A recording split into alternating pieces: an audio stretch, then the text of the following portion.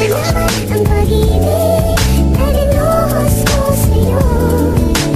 Sayang naman ang mga panahon na ginugol ko sa'yo.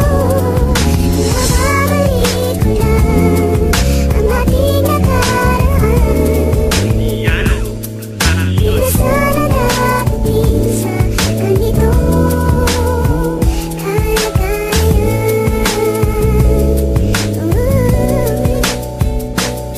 Ganito pala ang sitwasyon kapag ikaw ay nasaktan. Yung tipong tagus-tagus ang dumudurog ng laman. Di mo maipaliwanag kung ano ang nararapat. Lagi niya lang sinasabi may babae akong apat. Di ba pwedeng kaibigan lang na lagi kong karamay? Kaibigang dumadamay kapag tayo'y nag-aaway. Kaibigang pumupunan sa mga luhang pumatang. Kaibigang takbuhan ko kapag merong ditiyak na gagawin at desisyon na may halong pagkalito. Mga problemang pinasan kahit hindi ko ginusto. Mga suntok ko sa pader na laging may dugong bakas. Isa lang sa patunay na naligaw ako ng landas. Natatahakin magbuhat ng iniwanan mo ako. Ang mag-inom at magsindi ng yosi ang gawain ko. Dati ikaw lagi oras-oras ang kasama ko. Mahirap din pala ito, nahihirapan din ako. Sayang naman ang pag-ibig na dinuhos ko sa'yo.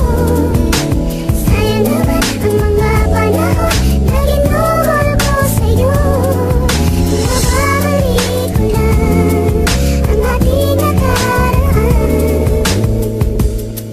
Di na sana dapatin sa ganito kalagayan.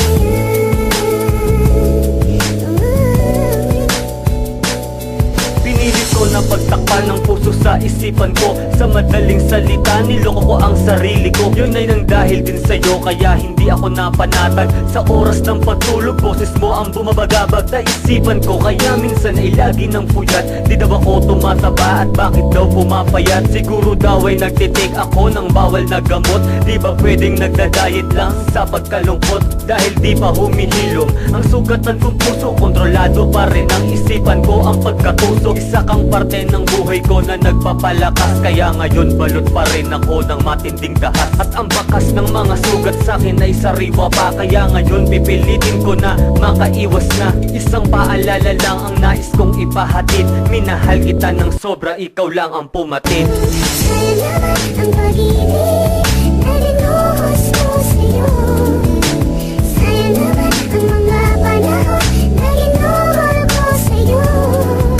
Mababalik ko lang ang ating nakaraan. Di na sana dapatin sa ganito kalagayan.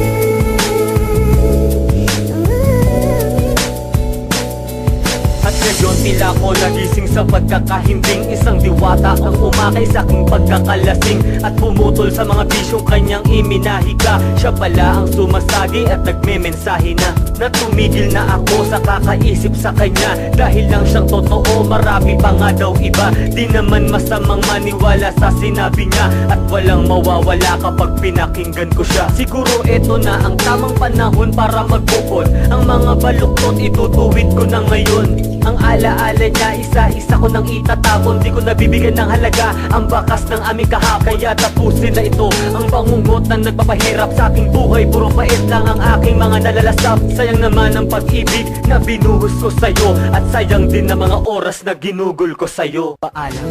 Sayang naman ang pag-ibig na dinuhos ko sa'yo. Sayang naman ang mga panahon na ginugol ko sa'yo. Mababalik ko lang ang ating nakaraan. Di na sana dapatin sa ganito kalagayan.